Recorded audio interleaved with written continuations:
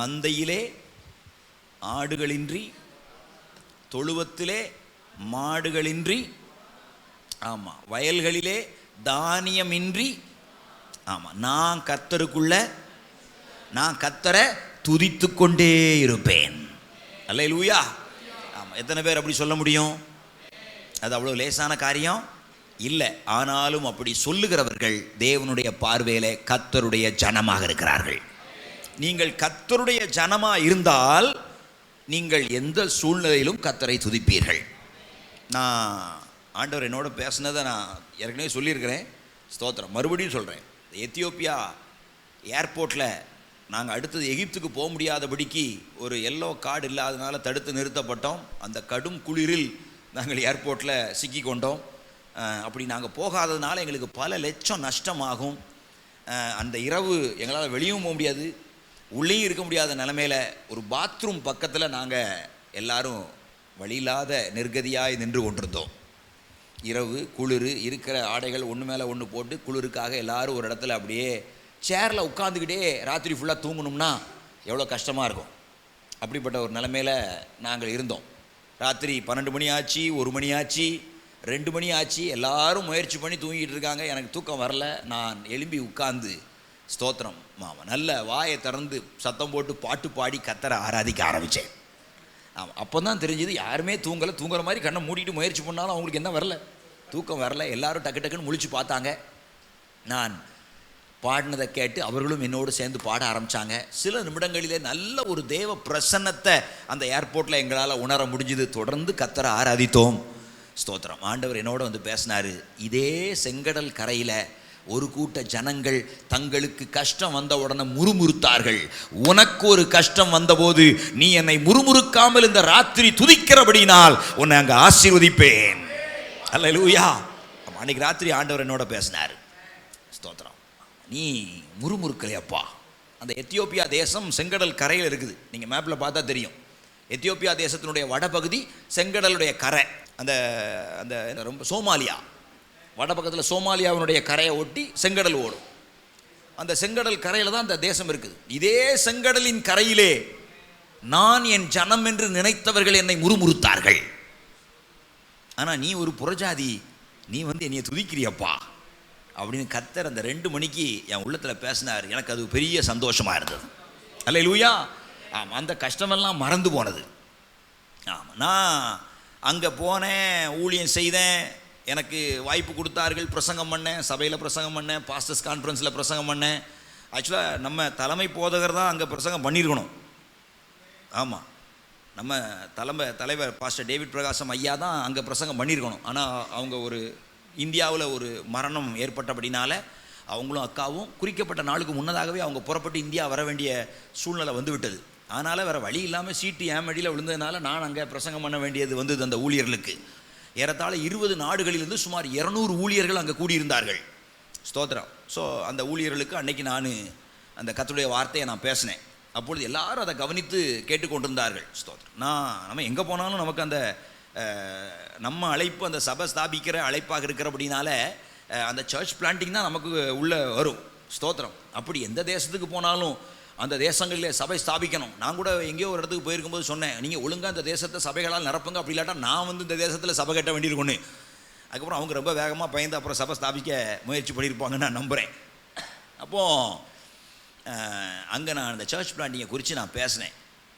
எவ்வளோ பேர் பேசினாங்க, எவ்வளோ பேர் பெரிய பெரிய தலைவர்கள்லாம் வந்து பேசினாங்க. அதற்காக கர்த்தருக்கு ஸ்தோத்திரம். ஆனால் அந்த ஊழியர் கூடுகையை ஆயத்தம் பண்ணின அந்த தலைவர், அவர் பேர் யுரான் டுவாஸ்கோ. ஸ்தோத்திரம். அவர் நான் அந்த சர்ச் பிளானிங்கை குறித்து சொன்னதுனால ரொம்ப தொடப்பட்டு அவருக்கு தூக்கமே வரல. நான் நவம்பர் மாதம் போய் அந்த வசனத்தை பேசினேன். டிசம்பர் மாதம் முழுதும் அவருடைய இருதயத்தில் சபை ஸ்தாபிக்கணும், சபை இல்லாத இடங்களில் சபை ஸ்தாபிக்கணுங்கிறதே அவர் உள்ளத்தில் ஓடிக்கிட்டு இருந்திருக்கு. கிறிஸ்மஸ் அன்னைக்கும் அதை தான் அவர் பேசினாராம். புது வருஷத்தில் என்ன செய்யணும் ஆண்டவரேன்னு கேட்கும்போது அவருடைய உள்ளத்தில் 1000 சபைகளை ஸ்தாபிக்கணுங்கிற தரிசனமும் பாரமும் உள்ளே வந்ததாம். அல்லேலூயா. அவர் எனக்கு ஒரு வீடியோ அனுப்பியிருக்கிறார். முடிஞ்சால் நான் சர்ச் குரூப்பில் போடுறேன், நீங்கள் எல்லோரும் பாருங்கள். அவர் சொல்கிறாரு, இந்தியாவிலேருந்து ஒரு பிரசங்கியார் வந்திருந்தார். அவர் பேசும்போது தேவன் என்ன தொட்டார். 2027 நான் 1000 சபைகளை உருவாக்குவதற்காக தீர்மானம் எடுத்திருக்கிறேன். அல்லேலூயா. எனக்கு ஒரு பெரிய சந்தோஷம். நம்ம போய் அந்த நாட்டில் பிரசங்கம் பண்ணனால 1000 சபை உருவாகுமானால் நான் போனது பிரயோஜனம் இல்லையா? ஸ்தோத்திரம். நான் சும்மா விளையாட்டுக்கு சொல்ல, அந்த வீடியோ நான் உங்களுக்கு போடுறேன். அவர் 2027 ஒரு 1000 சர்ச்சஸ் ஆகுது நம்ம எஸ்டாப்ளிஷ் பண்ணி ஆகணும்னு சொல்லி நான் என்ன சொல்கிறேன், அவர் நினச்சா செய்யலாம். நம்ம 10 சபை உருவாக்குறதுக்கு எந்த பாடுபட்டுக்கிட்டு இருக்கோம். ஆனால் அப்படியாப்பட்ட ஆட்கள் நினச்சா 1000 எத்தனை சபைனாலும் உருவாக்கலாம். ஏன்னா அவங்க அவ்வளவுக்கு திராணி உள்ளவர்கள். அவங்களுக்கு அத்தனை நாடுகளில் நெட்வொர்க் இருக்குது. அவங்களுக்கு கீழ் லீடர்ஸ் அவ்வளோ பேர் இருக்காங்க. அவங்க சொன்னால் செய்வதற்கும் அவங்க சொல்கிற வேலையை செய்து முடிப்பதற்கான பணபலமும் உடையவர்கள், ஆள்பலம் உடையவர்கள். அத்தனை நாட்டிலையும் அவங்களுக்கு இன்ஃப்ளூயன்ஸ் இருக்குது. அப்படியாப்பட்டவர்களுக்குள்ளே ஒரு விதையை விதைப்பதற்காக இந்த சிறியவனை ஆண்டவர் அங்கே கொண்டு போனதற்காக கர்த்தருக்கு ஸ்தோத்திரம். நான் சொல்கிறேன், ஸ்தோத்திரம். கர்த்தர் நம்மளை கொண்டு தேசங்களிலே தம்முடைய ராஜ்யத்தை கட்ட சித்தமாக இருக்கிறார். அல்லேலூயா. அப்போஸ்தலனாகிய பவுல் ஸ்பானியா தேசத்துக்கு போகும்படி ரொம்ப பிரயாசப்படுறாரு. ஆனால் அவரால் என்ன செய்ய முடியல, போக முடியல. ஆனால் நீங்கள் அப்போஸ்தலரை பார்த்தீங்கன்னா ஸ்பானியா தேசத்தில் திருச்சபையை உண்டாக்குவதற்கு பவுலினுடைய சீசர்கள் புறப்பட்டு போய் அங்கே சபையை ஸ்தாபிச்சிருக்காங்க. ஸ்பானியா தேசம்னா இன்னைக்கு இருக்கிற ஸ்பெயின் தேசம். அப்போ பவுலால் போக முடியலை. ஆனால் பவுலுடைய ஊழியம், பவுல் உருவாக்கின சீசர்கள் போய் பவுல் கால் மிதிக்காத தேசங்களிலே திருச்சபைகளை ஸ்தாபிப்பதற்கு ஆண்டவர் வழிவாசலை திறந்தார். அல்லேலூயா. ஸ்தோத்திரம். இன்றைக்கும் பாருங்க, ஆண்டவர் ஒரு மகிமையான சாட்சியை எழுப்பி தந்திருக்கிறார். ஆமாம், சவுத் அரேபியா. ஸ்தோத்திரம். அங்கே நம்முடைய சபையிலிருந்து ஒருவர் புறப்பட்டு போய், அவர் வேலைக்கு தான் போனார். ஆனால் நம்ம ஜெபம் பண்ணி என்ன அனுப்பணும், அவர் வேலைக்கு தான் சவுத் அரேபியாவுக்கு போனார். நம்ம ஜெபம் பண்ணி ஆண்டவரே இவர் என்ன செய்யணும், ஊழியம் செய்யணும், சபை ஆரம்பிக்கணும். ஸ்தோத்திரம். ஆமாம், அவர் ஒரு சின்ன வீட்டில் இருந்தார். அவருக்கு ஆண்டவர் ஒரு பெரிய வீட்டை கொடுத்து, இன்றைக்கி ஒரு 50 பேர் உட்கார அளவுக்கு ஒரு பெரிய வீட்டை கொடுத்து, அங்கே ஒரு 25 பேர் இன்னைக்கு கூடி வெள்ளிக்கிழமதோறும் கர்த்தரை ஆராதிப்பதற்கு ஆண்டவர் கிருபை பாராட்டியிருக்கிறார். அல்லேலூயா. ஸ்தோத்திரம். அங்கே என்ன சீலோவாம் ஐபிஏ சர்ச், இது சிட்டி ஐபிஏ சர்ச், அங்கே சீலோவாம் ஐபிஏ சர்ச். ஆமாம், ஸ்தோத்திரம். ஆமாம், இதுதான் நம்முடைய ஊழியத்தில் நமக்கு கிடைக்கப்பெற்ற ஒரு பெரிய வெற்றி. அல்லேலூயா. ஸ்தோத்திரம். நான் சமீபத்தில் ஒரு புத்தகத்தில் படிக்கும்போது, ஒரு பாஸ்டர் இத்தனை வருஷம் ஊழியம் செஞ்சு இத்தனை கார் வாங்கினார், இவ்வளோ வேன் வாங்கினார், இத்தனை 1000 பேரை சம்பாதிச்சார். அது ஊழியத்தில் வெற்றி இல்லையாம். ஆனால் எவ்வளவு பேரை ஊழியத்திற்கென்று எழுப்பி இருக்கிறாரோ அதுதான் ஒரு உண்மையான வெற்றி என்பதை அந்த கட்டுரையில் நான் முடிவில் வாசிக்க, அது எனக்கு ரொம்ப ஆச்சரியமாக இருந்தது. நான் என்னத்தானே சோதித்து பார்த்தேன். நான் விசுவாசிக்கிறேன், நம்முடைய பிள்ளைகள் எல்லாரையும் ஆண்டவர் ஊழியத்தில் வல்லமையாக எடுத்து பயன்படுத்தி அவர்கள் மூலமாய் தேவனுடைய ராஜ்யம் பல தேசங்களிலே, பல மாநிலங்களிலே, பல மாவட்டங்களிலே, கிராமங்களிலே, பட்டண பகுதிகளிலே தம்முடைய சபைகளை ஸ்தாபிக்க, ராஜ்யத்தை கட்டி எழுப்ப கர்த்தர் போதுமானவராக இருக்கிறார். அல்லேலூயா. ஸ்தோத்திரம். உங்களுக்குள்ளே அந்த பாரத்தை கர்த்தர் வைத்து விட்டதற்காக கர்த்தருக்கு ஸ்தோத்திரம். நான் நேற்றுக்கு கூட சொன்னேன், ஒரு ஆள் ஒரு பூஞ்செடியை நட்டி வச்சார்னா 6 மாதத்தில் அதன் பலனை பார்க்கலாம். பூஞ்செடியெல்லாம் பூத்து வாசனை வீசும், ஃபோட்டோ செல்ஃபி எடுக்க நல்லா இருக்கும். அதே மனுஷன் ஒரு மாமரத்தை நட்டி வச்சார்னா 6 வருஷத்தில் சுவையான மாம்பழங்கள் அவருக்கும் அவருடைய பிள்ளைகளுக்கும் கிடைக்கும். ஸ்தோத்திரம். ஆனால் ஒரு மனுஷன் ஒரு சபையை நாட்டி வைத்தான் என்றால், இந்த உலகத்தில் இருக்கும்போதும் அந்த சபை ஊழியம் செஞ்சு ஆத்துமாதாயம் செய்யும். அந்த மனுஷன் அந்த உலகத்தை விட்டு பரலோகத்துக்கு போனாலும் அந்த சபை ஆத்துமாதாயம் செய்து அந்த மனிதனுக்கு ஏற்ற பலனை கொடுத்து கொண்டே இருக்கும். அல்லேலூயா. பூஞ்செடிக்கு 6 மாசத்துல பலன், மாமரத்துக்கு 6 வருஷத்துல பலன். சபையை நாட்டி வைத்தால் ஆயுள் முடிந்ததுக்கு அப்புறமும் பலன், ஆயுசு இருக்கும் போதும் பலன், ஆயுசு முடிஞ்சதுக்கு அப்புறமும் பலன். அல்லேலூயா. ஒரு நாளைக்கு 40 சிகரெட் வலிப்பேன். சாஸ்தாங்கோட்டையில் பெரிய பெரிய ரவுடிகள் குடிக்கிற பாரில் குடிச்சிட்டு ரோட்டில் படுத்து கிடந்திருக்கேன். இரவு நேரத்தில் பீடி குடிக்க முடியாமல் அந்த கிறுக்கு பிடிச்சி எங்கள் ஹாஸ்டலில் வார்டனாக இருந்த ரகுன்னு ஒருத்தர் இருந்தார். அவர் குடிச்சிட்டு தூங்கிக்கிட்டு இருக்கும்போது அவர் பீடியெல்லாம் எடுத்து நாங்கள் குடிச்சிடுவோம்.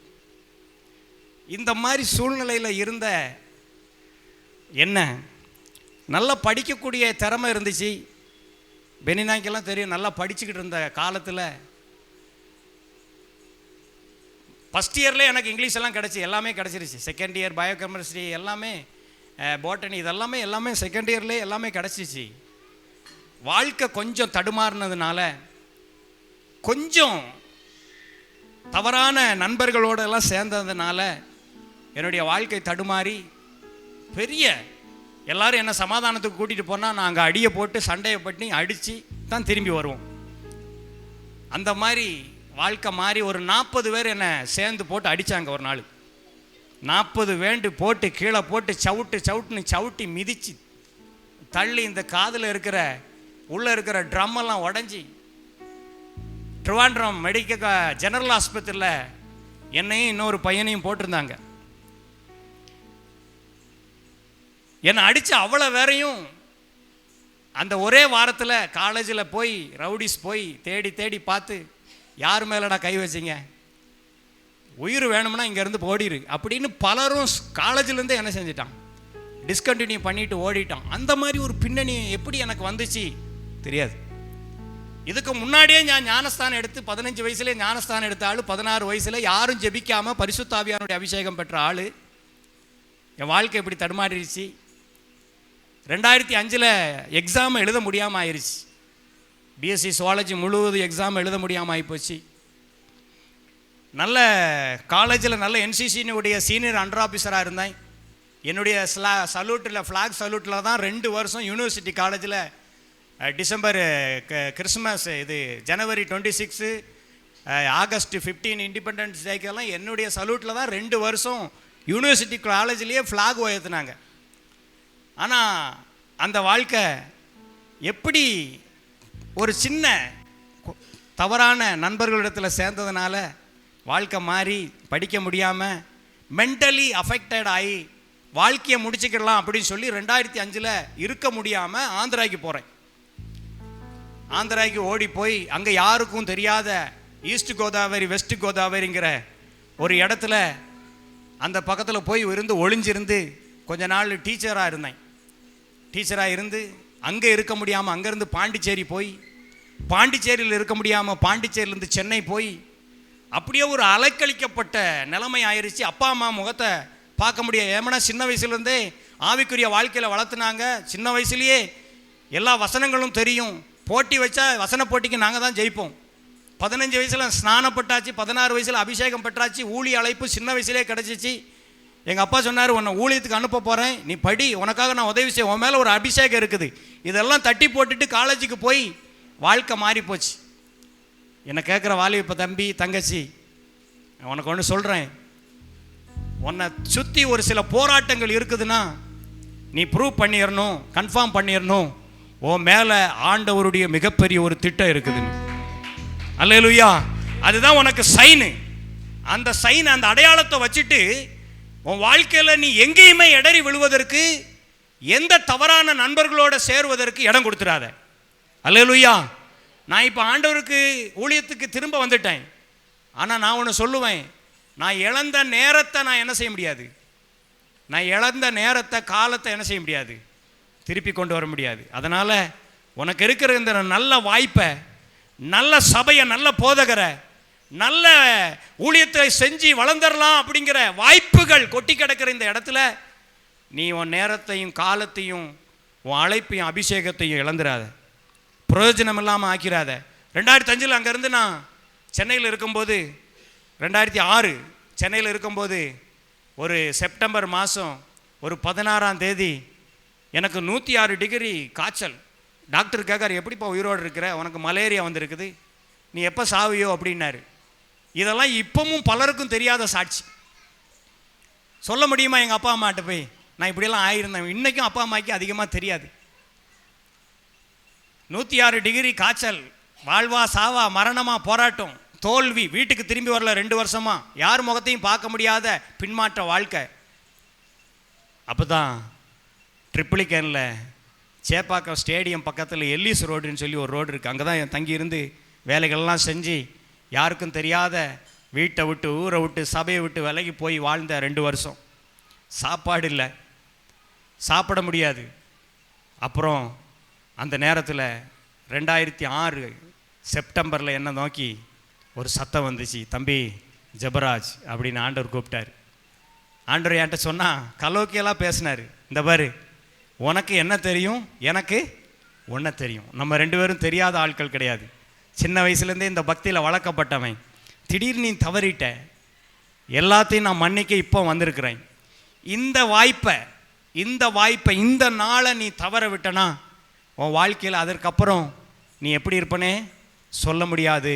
அதனால் இந்த வாய்ப்பை தக்க வைத்து இன்னைக்கு நீ மனம் திரும்பினா உன்னை இந்தியாவினுடைய மாற்றத்திற்காக எழுப்புதலுக்காக நான் பயன்படுத்துவேன்னு சொல்லி இயேசுநாதர் அந்த ரூமில் என்னோடு பேசினார்.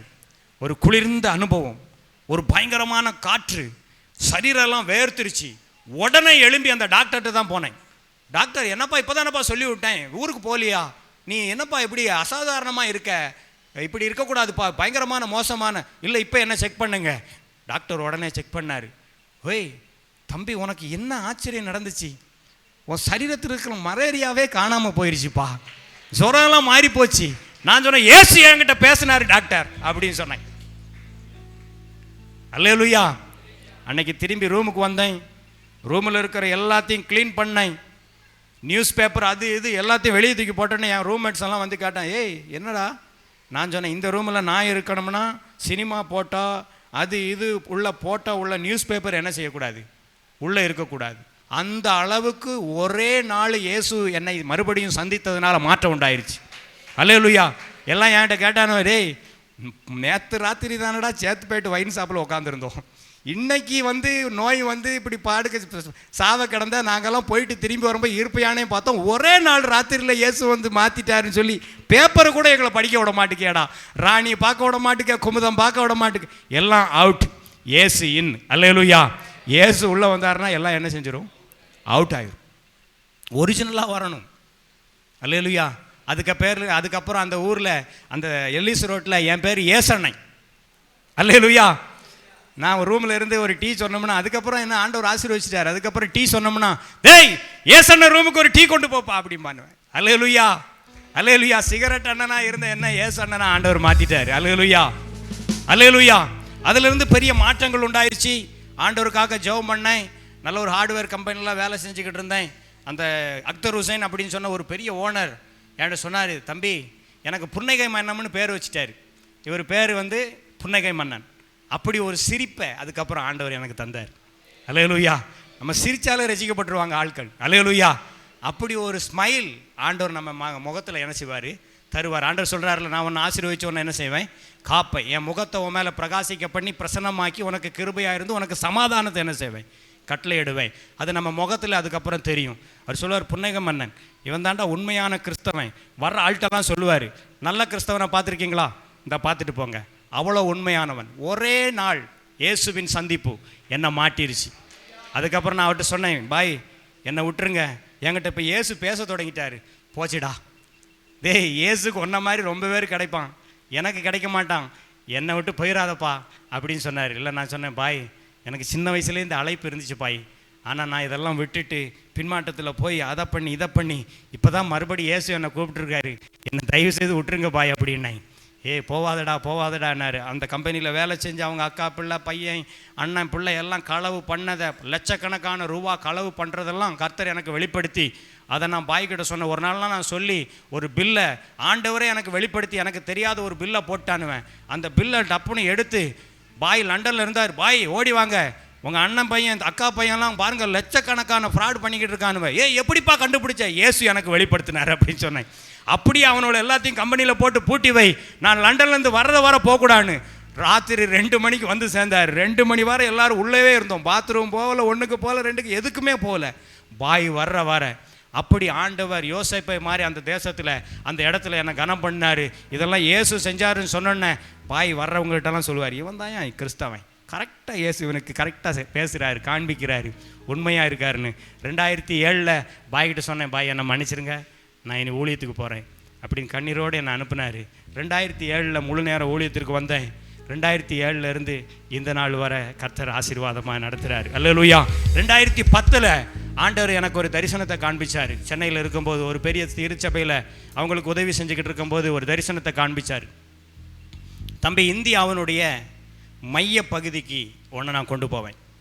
இந்தியாவினுடைய மைய பகுதிக்கு ஒன்றை நான் கொண்டு போய் எனக்கு ஒரு சிங்காசனத்தை இந்தியாவினுடைய மைய பகுதியில் நீ அமைக்கணும், அங்கே இருந்து வட தேசத்தினுடைய எழுப்புதலுக்காக உன்னை பயன்படுத்துவோன்னு சொல்லி எனக்கு ஒரு தரிசனத்தை கர்த்தர் தந்து, தரிசனத்தை பிக்சரைஸாக காட்டி ஆண்டவர். அப்போ நான் இந்தியா மேப்பை போட்டு நான் ஜெபம் பண்ணிக்கிட்டு இருக்கும்போது இந்தியா மேப்பில் ஒரு குருசியை வரைஞ்சேன். குருசினா என்னது? கிராஸ், சிலுவையை வரைஞ்சோம். சிலுவையை வரைஞ்ச உடனே ஒரு கரெக்ட் சென்டர் பாயிண்ட் வந்து ஒரு இடத்துல வந்துச்சு, ஜான்சின்னு ஒரு இடம். அப்போ நான் நினச்சேன் இதுதான் சென்டர் பாயிண்ட் போல் இருக்குது அப்படின்ட்டு அதை வச்சு அந்த மேப்பு இன்றைக்கி வீட்டில் இருக்குது வச்சு உட்காந்து ஜெபம் பண்ணேன். இந்தியாவுக்கு இங்கே போகிறோம், சிலுவையினுடைய மையப்பகுதி இதுதான் இந்தியாவினுடைய மையப்பகுதி அப்படின்னு சொல்லி ஜெபம் பண்ணிக்கிட்டு இருக்கும்போது 2010, 11, 12, 15 திருமணம் முடிப்பதற்காக மறுபடியும் இடுக்கி மாவட்டம் கேரளாவுக்கு திரும்பி வந்து 2016 எனக்கு திருமணம் ஆச்சு. எனக்கு நல்ல ஒரு மனைவியும் 2 பெண் குழந்தைங்களும் இருக்குது. அல்லேலூயா. என் மனைவியினுடைய பேர் சுபா ஜெபராஜ், மூத்த மகளுடைய பேர் ஜெபத் தெபோரால் 8 வயசு, 2வது மகளுடைய பேர் பவுலின் எஸ்தர் 5 வயசு. ஏன் சொல்கிறோம்னா எழுதி வச்சு நீங்கள் ஜெபம் பண்ணணும். நீங்கள் ஜெபம் பண்ணாதாங்க எங்களால் நிற்க முடியும். அல்லேலூயா, அல்லேலூயா. நாங்கள் திருமணம் 2016 ஆச்சு. 2016, 17, 18 காலத்தில் மதுரையில் ஒரு சபையில், இது மாதிரி ஒரு பெரிய சபையில் ஆண்டவர் இருக்க உதவி செஞ்சார். அங்கே இருக்கும்போது தான் ஆண்டவர் என்னை அழுத்திக்கிட்டே இருந்தார். உன்கிட்ட நான் பேசினேன் 2006 உன்னை பயன்படுத்துவோம்னு. 2010 உனக்கு தரிசனத்தை தந்தேன். ஊழியத்தில் உன்னை 2007 சேர்த்தேன். அதுக்கப்புறம் நீ ஏன்பா இவ்வளோ தாமதிக்கிற? கல்யாணம் முடியட்டுன்னா, பிள்ளை பிறக்கட்டுன்னா, எல்லாமே முடிஞ்சு பிள்ளையும் பெற்றுட்டுல போ அப்படின்னார். நான் போகலை. ஆண்டவர் கழுத்தை பிடிச்சி தள்ளினார். ஒரே வாரத்தில் நான் கண்ணை திறந்து பார்த்தா நான், எங்கள் அம்மா, எங்கள் அப்பா, என் மனைவி, ஆண்டவர் தந்த பிள்ளையெல்லாம் போபாலில் இறங்கி நின்னோம். அல்லேலூயா. அங்கே 2018 ஆகஸ்ட் மாதம் 3ஆம் தேதியிலிருந்து போபாலில் இருந்து ஒரு 10 மாதம் ஊழியத்தை செய்ய லாங்குவேஜை கற்றுக்கல ஆண்டவர் உதவி செஞ்சார். அதற்கப்புறம் அந்த போபாலில் எங்களை வச்சுருந்த அந்த பாஸ்டர் ஜெபராஜ், நீங்கள் உட்காந்து ஜெபம் பண்ணுறது தான் உங்கள் வேலைன்னு நினைக்கிங்க. ஆமாம் அப்படின்னு. ஒரு இடத்துல போய் இருந்து ஜெபம் பண்ணுங்க, உங்கள் அழைப்பு இதுதான் அப்படின்னு சொல்லி என்னை கொண்டு ஒரு மாவட்டத்துக்கு கொண்டு போகும்போது அந்த ரோட்டில் ஒரு மஞ்சள் கோடு இருந்துச்சு. மஞ்சள் கோடு, ரோடை கிராஸாக மஞ்சள் கோடு போட்டிருக்காங்க. அங்கே ஒரு டூரிஸ்ட் போர்டெல்லாம் வச்சுருக்காங்க. அப்போ பாஸ்டர்கிட்ட கேட்டேன், பாஸ்டர் இது என்ன டூரிஸ்ட் பிளேஸ், ரொம்ப பேர் ஃபோட்டோ எடுக்காங்களே அப்படின்னு. அப்போ அவர் என்னை இறக்கிட்டு சொன்னார், இதுதான் இந்தியாவினுடைய பூமத்திய ரேகை அப்படின்னார். எல்லாம் சொல்லுங்கள், பூமத்திய ரேகை. அப்போ பூமத்திய ரேகைன்னா நடுக்க போகுது. அப்புறம் இறங்கி நின்றுட்டு ஆண்டவர் எனக்கு ஞாபகப்படுத்துகிறார், 2010 நான் உன்னை எங்கே கொண்டு போவேன்னாரு? இந்தியாவினுடைய மத்திய பகுதிக்கு, மைய பகுதிக்கு கொண்டு போவேன்னு சொன்னார். நான் குறித்து வச்சது அதிலிருந்து இன்னும் 4 மணி நேரம் யாத்திரை போனால் தான் போகிற இடம். எனக்கே தெரியாமல், அந்த ஊழியக்காரருக்கும் தெரியாமல், கர்த்தர் 2010 என்கிட்ட பேசின காண்பித்த தரிசன இடத்திற்கு, என்ன அதே மாவட்டத்திற்கு அந்த கோடு போகிற இடத்துல என்னை கொண்டு போயிட்டார். அல்லேலூயா. கர்த்தர் உங்களுக்கு ஒரு தரிசனம் தருவாரானால், கர்த்தர் உங்களுக்கு ஒரு திட்டம் தருவாரானால், அது கட்டாயம் கர்த்தர் நிறைவேற்றுவார். அல்லேலூயா. எல்லாரும் நல்லா கை தட்டி சொல்லுங்க பாப்போம், கர்த்தர் எனக்கு ஒரு தரிசனம் தந்தா, கர்த்தர் ஒரு திட்டத்தை தந்தா, அதை கட்டாயம் கர்த்தர் நிறைவேற்றுவார். இன்னைக்கு அந்த மைய பகுதிகளில், இந்த இந்தியாவில் மையத்தில் இருக்கிறது எது? இந்தியாவினுடைய மையம், ஹார்ட் ஆஃப் த இந்தியா எது? மத்திய பிரதேசம். அதனுடைய மைய பகுதியில் ஒரு மாவட்டம் இருக்கு, அதுக்கு பேர் தான் ரைசன், சென்ட்ரல் டிஸ்ட்ரிக்ட். அதுதான் அங்கே இருந்து இந்தியாவினுடைய எல்லா மாநிலங்களுக்கும் போய் எழுப்புதலை குறித்த காரியங்களை செய்ய, ஜெபங்களை நடத்த கர்த்தர் இந்த நாட்களில் என்னை பயன்படுத்திக்கிட்டு இருக்கிறார். அல்லேலூயா. அதனால நான் சொல்கிறேன், நீங்கள் கிடைக்கிற வாய்ப்பை தம்பி தங்கச்சி, வாலிப வயசை மட்டும் தப்பாக பயன்படுத்திடாத, அதை மட்டும் தப்பான நண்பர்களோட சேர்ந்துடாத. அந்த நேரம் போயிடுச்சுன்னா திரும்பி என்ன செய்யாது, வராது. என்ன மாதிரி மறுபடியும் ஆண்டவர் ஒன்றை எடுத்து பயன்படுத்துவாரா அப்படின்னு எனக்கு தெரியாது. இனி அதற்கு நேரம் இருக்குதா அப்படின்னு எனக்கு தெரியாது. காலம் பொல்லாததாக இருக்குது, அதனால் காலம் கடைசியாக இருக்குது. அதனால் காலத்தை நீ பிரயோஜனப்படுத்துவதற்காக விழுந்துராத, வழி விலகிறாத, இலகி போயிடாத. அதுக்கப்புறம் இந்த நாட்களில் ஊழியங்களை செய்ய ஆண்டவர் எங்களை பயன்படுத்திக்கிட்டு இருக்கிறாரு. நீங்கள் தொடர்ந்து எங்களுக்காக ஜெபம் பண்ணணும். நான் இருக்கிற மாவட்டம் வந்து திருநெல்வேலி மாதிரி பெரிய மாவட்டம். அந்த மாவட்டத்திலேயே 5 ஊழியர்கள் இல்லை பாஸ்டர், 5 ஊழியர்கள் இல்லை. மொத்த மாவட்டத்தில் எத்தனை ஊழியர்கள் இல்லை? 5 ஊழியர்கள் இல்லை. உங்கள் திருநெல்வேலி மாதிரி டிஸ்ட்ரிக்ட் கேபிட்டலில் நான் இருக்கிறேன். அங்கே என்ன விட்டா இன்னொரு பாஸ்டர் என்ன செய்ய முடியாது, கண்டுபிடிக்க முடியாது. சபைகளே கிடையாது. இப்படிப்பட்ட ஒரு தேசத்தில் இருக்கோன்னா, எங்கள் மத்திய பிரதேசத்தில் பல மாவட்டத்தில் ஒரு ஊழியக்காரன் கூட கிடையாது. அப்படிப்பட்ட ஒரு தேசத்தில் நாங்கள் இருக்கிறோம், இருந்து ஜெபிக்கிறோம், செயல்படுகிறோம். கர்த்தர் பெரிய காரியங்களை செய்ய. எல்லாரும் ஒரு நிமிஷம், ஒரு 5 மினிட்டு எனக்குள்ள நேரம் இருக்குது. நம்ம ஒரு 5 மினிட் எல்லாரும் சேர்ந்து ஜெபம் பண்ண போகிறோம். நீங்கள் பிரசங்கத்தை நல்லா கேட்டிருப்பீங்க. ஆனால் ஒரே ஒரு காரியத்தை மட்டும் நான் சொல்கிறேன். எப்படிப்பட்ட ஜெப வீரர்களாக நீங்கள் மாறணும் அப்படின்னா, தானியேல் 9வது அதிகாரத்தை மட்டும் எல்லாரும் படிங்க பார்க்கலாம். ஒரு 5 மினிட்ஸில் அதை சொல்லி நம்ம ஜெபம் பண்ண போகிறோம். தானியேல் 9வது அதிகாரத்தை எடுங்க, எல்லாரும் போடுங்கம்மா. அதை தானியேல் சாப்டர் 9 மட்டும் போடுங்களாம். அதை சொல்லி நம்ம ஜெபம் பண்ண போகிறோம். ஒரே ஒரு நிமிஷம், ஒரு 5 மினிட் நம்ம தேசத்துக்காக ஜெபம் பண்ண போகிறோம். தானியேல் 9வது அதிகாரத்தை எல்லாரும் படிங்க, சேர்ந்து படிங்க, எல்லாம் சேர்ந்து படிங்க. எடுத்துட்டிங்களா? கல்தேயருடைய ராஜ்யத்தின் மேல் ராஜாவாக்கப்பட்ட மேதியா குலத்தானாகிய புத்திரனாகிய தரியு ராஜ்யபாரம் பண்ணுகிற முதலாம், எல்லாம் சேர்ந்து படிங்க. தானியேல் ஆகிய நான் எருசலேமின் பால்கடிப்புகள் நிறைவேறி தீர 70 வருஷம் செல்லும் என்று எரேமியா தீர்க்கதரிசியோடு கர்த்தர் சொல்லிய வருஷங்களின் தொகையை புஸ்தகங்களாய் என்ன செஞ்சேன்? அறிந்து கொண்டேன். இங்க பாருங்க, நம்ம ஜெபின்னா யாரும் என்ன செய்ய மாட்டாங்க? ஜெபிக்க. ஆனா எரேமியா ஜெபிக்க சொன்னா என்ன செஞ்சிருவாங்க? ஜெபிச்சிருவாங்க. தானியேலுக்கா இங்க ஜெபம் வரல, அப்படி வராது. ஏன்னா பாபிலோன்ல இருக்காரு. பாபிலோன்ல இருக்கிறவருக்கு அவரா ஜெபிக்க முடியாது. அவர் இன்னொரு ஆளை இன்ஸ்பயர் ஆக்கப்படணும், அல்லது இன்னொரு அதிபயங்கரமான ஜெப வீரனுடைய சத்தம் எழுத்து அவருக்கு போய் சேரணும். அதை பார்த்தாதான் யாருக்கே ஜெபம் வரும்? யாருக்கே ஜெபம் வரும்? தானியேலுக்கே ஜெபம் வரும். தானியேலுக்கு இங்க ஜெபம் வந்தது நமக்கு தெரியும். தானியேலுடைய ஜெபத்துல மொத்த பரலோகம் இறங்கி வந்துச்சு. கேப்ரியல் அங்க இருந்தாரு, மீகாவேல் இருந்தாரு, நீண்ட ஆயுசு உள்ளவர் இருந்தாரு, மேசியா இருந்தாரு, ஆவியானவர் இருந்தாரு. ஹோல் ஹெவன் தானியேலுடைய ஜெபத்தில் இறங்கி வந்துருச்சு. ஆனா அந்த ஜெபத்துக்கு காரணமாக இருந்தவர் யாருடைய எழுத்து? யாருடைய எழுத்து? எரேமியாவினுடைய எழுத்து. நீங்களும் நானும் போய் ஜெபம் பண்ணுங்கன்னா யாரும் என்ன செய்ய போகிறது கிடையாது? ஜெபம் பண்ண போகிறது கிடையாது. ஆனால் கல்லீரல், லிவரு, உள்ள இருக்கிற எலும்பு வர அக்னியினால நிறைக்கப்பட்ட ஒரு ஜெப வீரன் எழுதி வைக்கிறார், இது சம்பவிக்கும். அதை இன்னொரு ஜெப வீரர் படிக்கிறார். அவருக்குள்ள அதிபயங்கரமான ஒரு ஜெப ஆவி, அல்லது மொத்த பரலோகத்தையும் பூமிக்கு இறக்கக்கூடிய ஒரு ஜெப ஆவி உண்டானது போல உங்களுக்குள்ள எனக்குள்ள என்ன உண்டாகணும்? ஜெப ஆவி வரணும். அப்பந்தான் நீங்க போய் யார்கிட்டயாச்சும் ஐயா ஜெபம் பண்ணுங்க அப்படின்னா என்ன செய்வாங்க? ஜெபம் பண்ணுவாங்க. ஜெபம் பண்ணுவோமா? இப்படிப்பட்ட ஜெப வீரர்களாக நம்ம மாறணும். ஏதாவது நீங்க ஜெபம் பண்ணு அப்படின்னு சொன்னா அவங்க என்ன செய்யணும்? தானியேலை மாதிரி ஜெபம் பண்ணி வானத்தையே என்ன செஞ்சிடணும்? பரலோகத்தையே என்ன செஞ்சிடணும்? இறக்கிடணும். அப்படி இறக்கணும்னா நீங்க யாரா மாறணும்? எரேமியாவா மாறணும். அப்படி ஒருப்பட்ட ஒரு அபிஷேகம். அதனால தான் எரேமியா புலம்பல் புஸ்தகத்தை, எரேமியா புஸ்தகத்தை நீங்கள் பிறகு போய் படிங்க. 2 நிமிஷம் நம்ம ஜெபம் பண்ண போகிறோம். எதற்காக ஜெபம் பண்ண போகிறோன்னா, உங்கள் ஜெபம் வரும் நாட்களில் நல்ல ஜெபம் பண்ணக்கூடிய ஆவியை, நல்ல வேத வசனத்தை தியானிக்கக்கூடிய ஆவியை உங்களை பார்த்தாலே சிலருக்கு ஜெப ஆவி பற்றி பிடிக்கணும். நீங்க ஒரு இடத்துக்கு ஏறி இறங்கினாலே அந்த வீட்டில் அதுக்கப்புறம் ஜெபம் பண்ணாம இருக்க முடியாது. நான் சொல்றேன், இன்னைக்கு இயேசுவின் நாமத்தினால இன்னையிலிருந்து நீங்க இரவு நேரங்களில் ஜெபிக்காம உங்களால தூங்க முடியாது. இயேசுவின் நாமத்தினால மிட் நைட்ல உங்களுடைய தூக்கத்தை இன்னைக்கு நான் கேன்சல் பண்ணுகிறேன். இரவு நேரங்களில, ஆதி ராத்திரிகளில நல்ல ஜெபிக்கக்கூடிய ஒரு அபிஷேகத்தை பெற்றுக்கொள்ளுங்கள். இயேசுவின் நாமத்தினால் நல்ல கரங்களை உயர்த்தி, ஆண்டவரே என் தலை மேல, என் வாயில, வார்த்தையில, கண்ணுல, இருதயத்தில ஒரு ஜெப ஆவியை தாரும். கண்ணீரின் ஜெப ஆவி, எனக்கு DNA சேஞ்ச் உண்டாகக்கூடிய அளவுல ஒரு ஜெப ஆவி எனக்கு தாங்க. என் பிளட் குரூப் ஜெப ஆவி உள்ள குரூப்பாய் மாறட்டும். என்னுடைய ஜீன், என்னுடைய DNAவுல ஜெப ஆவி உள்ளதாய் ஜெபமாய் மாறட்டும். என்னுடைய எலும்புகளுக்குள்ளே அக்னியை கிளப்புகிற ஒரு ஜெப ஆவி எனக்கு தாங்க.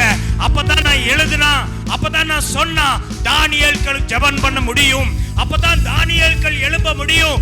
அப்பதான் பரலோகத்தையே, முழு பரலோகத்தையே பூமிக்கு இறக்கக்கூடிய தானியேல்கள் எழும்ப முடியும். அப்படிப்பட்ட ஒரு ஜெப ஆவியை கேளுங்க.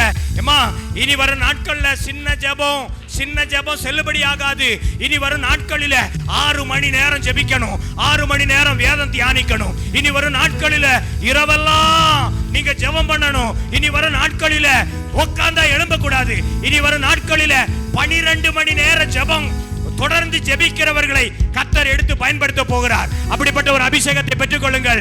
யாக்கோபு 12 மணி நேரம் ஜெபித்தான், ஆபிரகாம் 12 மணி நேரம் ஜெபித்தார், தானியேல் 12 மணி நேரம் ஜெபித்தார், எலியா கேரி தாட்டங்கரையிலே 12 மணி நேரம் ஜெபித்தார். மோசே யாத்திராகமம் 17வது அதிகாரத்தில் கரங்களை உயர்த்தி 12 மணி நேரம் சூரிய உதயமான சமயம் முதல் சூரிய அஸ்தமிக்கிற வரை, அதனுடைய அர்த்தம் 12 மணி நேரம். இயேசு கிறிஸ்து 12 இருந்து 18 மணி நேரம் டெய்லி ஜெபித்தாராம் இயேசுவின் நாமத்தினாலே. அப்படிப்பட்ட ஒரு ஜெப ஆவியை பெற்றுக்கொள்ளுங்கள், அப்படிப்பட்ட ஒரு ஜெப ஆவியை பெற்றுக்கொள்ளுங்கள். ஐபிஏ சிட்டி ஐபிஏ ஏஜி சபையில இனி ஆட்கள் சொல்லணும், அந்த சபை இரவு பகலாய் ஜெபிக்கிற சபை, அந்த சபை விசுவாசிகள் இரவு பகலாய் ஜெபிக்கிற விசுவாசிகள். அங்க போனா 12 மணி நேரம் ஜெபம் நடக்கும், அங்க போனா இரவு பகல் ஜெபம் நடக்கும். உடபலபா திரி ரபா, அப்படிப்பட்ட ஒரு அபிஷேகத்தை பெற்றுக்கொள்ளுங்கம்மா. இனி சின்ன செபம் செல்லுபடி ஆகாது. இனி எப்ப ஜெபம் பண்ணாலும் இருந்தா அப்படியே இருந்து பரலோகத்தை இறக்குகிறக்கூடிய ஜெபம் உங்களுக்கு எனக்கு செய்யணும். ஆண்டவரே, இப்படிப்பட்ட ஜெபாவி எனக்கு தாங்க. எல்லாரும் கேளுங்க. நார்த் இந்தியாவை பிளஸ் பண்ணுங்க பார்ப்போம். வட இந்தியாவில் ஊழியம் செய்கிற எத்தனையோ தமிழ் மிஷினரிகள், சவுத் இந்தியன் மிஷினரிஸ் இருக்காங்க. எல்லாரும் கரங்களை உயர்த்தி. அவங்க அநேகர் மென்டலி பாதிக்கப்பட்டிருக்கிறாங்க, சைக்காலஜிக்கலா பாதிக்கப்பட்டிருக்கிறாங்க. அநேகர் கணவனை இழந்துருந்தாங்க, மனைவி இழந்துருந்தாங்க. பலவிதமான போராட்டங்கள், நோய் பிரச்சனை, வருத்தம், பசி, பட்டினி, பயங்கரமான தேவைகளுக்கு மத்தியில பயம், பீதி, அவங்களுக்கு விரோதமான சட்டங்கள், அவங்க வீட சுத்தி வர்ற பெரிய குரூப், இவங்களுக்கு மத்தியிலெல்லாம் இருந்து அவங்க ஊழியம் செய்யறாங்க. இங்க நீங்க சுகமா இருக்கிறீங்க, சுகமா தூங்குறீங்க, சுகமா சாப்பிடுறீங்க. அதுக்கு நன்றி சொல்லுகிறதோடு சேர்ந்து அவங்களுக்காக ஜெபம் பண்ணுங்க பாப்பா. ஒரு நிமிஷம். தேவன் அவர்களை பயன்படுத்தணும், தேவன் அவர்களுடைய சந்ததியை ஆசீர்வதிக்கணும், தேவன் அவர்களுக்கு பாதுகாப்பை கொடுக்கணும். வரும் நாட்களில் வட இந்தியாவில் மிகப்பெரிய ஒரு எழுப்புதல் உண்டாகணும், சபைகளெல்லாம் எழும்பணும். அப்படிப்பட்ட காரியத்தை நீங்க செய்ய போறதற்காக ஸ்தோத்திரம் ஆண்டவரே. நல்ல கரங்களை தட்டுங்கம்மா, நல்ல கரங்களை தட்டுங்க, நல்ல கரங்களை தட்டுங்க. நல்ல ஜெபிக்கக்கூடிய ஒரு அபிஷேகத்தை பெற்றுக்கொள்ளுங்க. இரவு பகல் ஜெபம் பண்ணணும். மிட் நைட்ல 12 மணியை பார்த்து ஜெபம் பண்ணாம நீங்க தூங்க கூடாது.